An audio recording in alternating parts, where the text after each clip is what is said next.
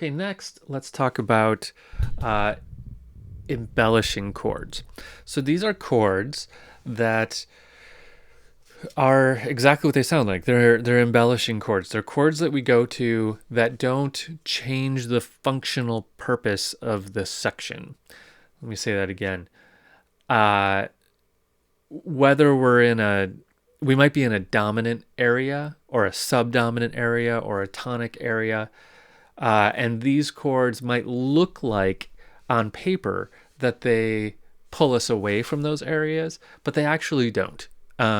They are quick, usually, in passing, and usually connected through some way, usually through a common tone. So what we have here are things like common tone diminished seventh chords, where we have a chord and then we might go to a crazy chord that's really hard to analyze functionally, but it's connected by a common tone, so it sounds good, and then we go right back to where we were. That is called an embellishing chord. We can also do it with augmented sixth chords.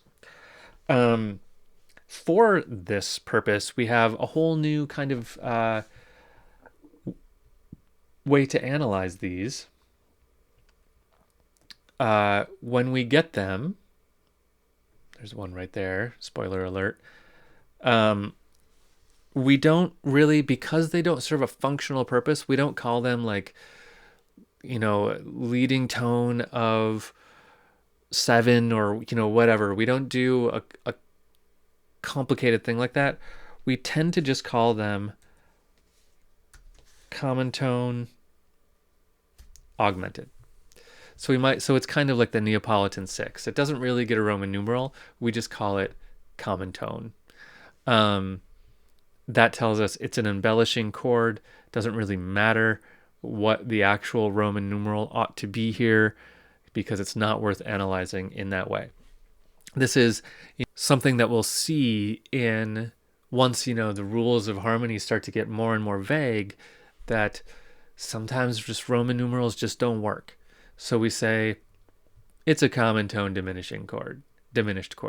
It's embellishing the chords around it. It doesn't have a functional purpose, so let's just call it common tone. In order for that to work, it has to have a common tone. So let's look at a couple examples of how this can work.